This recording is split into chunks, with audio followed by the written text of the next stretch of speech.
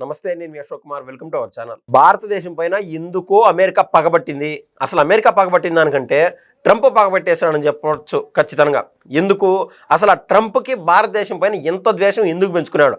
అసలు ఆ ద్వేషం వల్ల ఆయన ఏం చేస్తున్నాడు అని మనం ఆలోచన చేసి చూస్తే, భారతదేశం నుంచి ఏదన్నా సరుకులు కానీ, లేకుంటే అగ్రికల్చర్ ప్రోడక్ట్స్ కానీ, లేదా ఎలక్ట్రానిక్స్ కానీ, లేకుంటే ఫార్మసీకి సంబంధించిన ఏదైనా వస్తువులు కానీ అమెరికాకు పంపించినప్పుడు, అంటే వ్యాపార రీత్యా అక్కడ వాళ్ళు దిగుమతి చేసుకోవడానికి ఇప్పటికే 25% ట్యాక్సేషన్ వేస్తున్నాడు.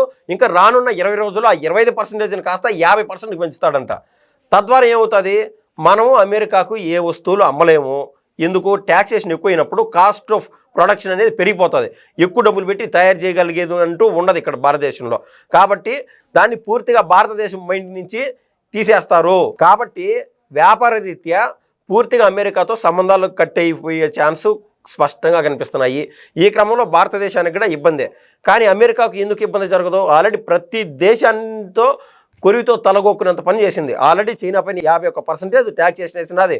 పక్కనే ఉన్నటువంటి మెక్సికో పైన కూడా 25% ట్యాక్సేషను, కెనడా పైన ట్యాక్సేషను, లంక పైన అయితే ఏకంగా 30% ట్యాక్సేషన్ వేసినది, 19% వియత్నాం పైన వేసినది. అంటే వాళ్ళ దేశంలో ఎవరైనా ఏదైనా వస్తువులు అమ్ముకోవాలన్నా, లేకుంటే ఇతరత్ర ప్రోడక్ట్స్ అమ్ముకోవాలన్నా కూడా దిగుమతి చేసుకోవాలంటే ట్యాక్సేషన్ ఇంత పే చేస్తేనే మీ వస్తువులు ఇక్కడ అమ్ముకొనిస్తాము అని చెప్పేది ట్రంప్ గారి వాదన. అసలు ఆయనకి ఎందుకు ఇంత అగ్రెసివ్నెస్, ఇంత యాటిట్యూడ్ ఎందుకు అంటే, ఆయన పెట్టుకున్నటువంటి ఒక నినాదం ఏంది?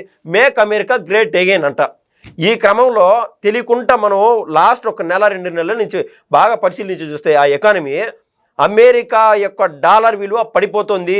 ఏ దేశం వారు కూడా అమెరికాలో బిజినెస్లు చేయాలని లేరు.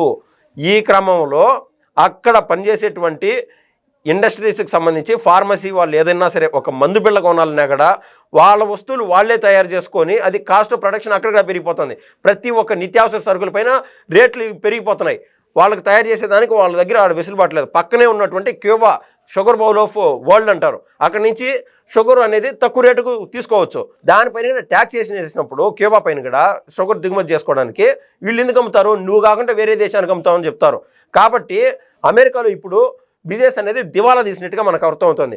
సో అక్కడ వస్తువులన్నీ తక్కువ ఉన్నప్పుడు దాని డిమాండ్ ఆటోమేటిక్గా పెరిగిపోతుంది. అక్కడ ప్రతిరోజు వస్తువులు కొనాలన్నా, నిత్యావసర సరుకులు కొనాలన్నా కూడా ప్రతి దానిపైన రేట్లు పెరిగిపోయినాయి.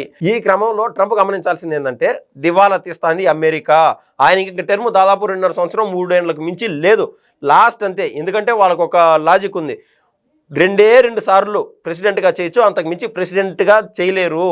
ఈలోపు ప్రపంచానికి అండగా చెప్పేటువంటి అమెరికాని దివాలా తీసి వెళ్ళిపోయేట్టుగా ఉన్నాడు. ఇప్పుడు ఇంకొకటి లాజిక్ ఏంటంటే, అమెరికా ఏదో భారత్ని ఇబ్బంది పెడతాదని మనమేమి ఇది భయపడే పని లేదు, దేకే పని కూడా లేదు. ఎందుకంటే మనకు ఉన్నటువంటి ప్రధానమంత్రి అత్యంత సమర్థవంతుడు. మనకు ఆల్రెడీ చైనాతో ఇష్యూస్ ఉన్నాయని చెప్పి మనందరికీ తెలుసు. కానీ ఈ క్రమంలో రష్యాతో అత్యంత బలంగా మన స్నేహబంధం ఉంది. ఈ క్రమంలో రానున్న 1 నెలలోపే నరేంద్ర మోడీ గారు చైనా పర్యటిస్తున్నారు. దాన్ని బట్టి అర్థం చేసుకోవచ్చు, అమెరికా గుండెల్లో రాళ్ళు బండెట్టు అయిపోయింది, పిడుగులు బండినట్టు అయిపోయింది. ఒక మాటలో చెప్పాలంటే ఆల్రెడీ బలమైన ఎకానమీస్, ఒక పక్క రష్యా కావచ్చు, అదేవిధంగా చైనా కావచ్చు, ఇటువంటి దేశాలతో మనం స్నేహబంధం అనేది బలంగా ఉంటే ఇటువంటి కుయుక్తులు పడినటువంటి ట్రంప్ లాంటి వాళ్ళు తోక ముడుచుకొని వైట్ హౌస్లో దాంకోవాల్సిందే. సో ఇది ఓవరాల్ కంటెంట్. మరో విషయంతో మరోసారి మీ ముందుకు వస్తాను. ధన్యవాదాలండి.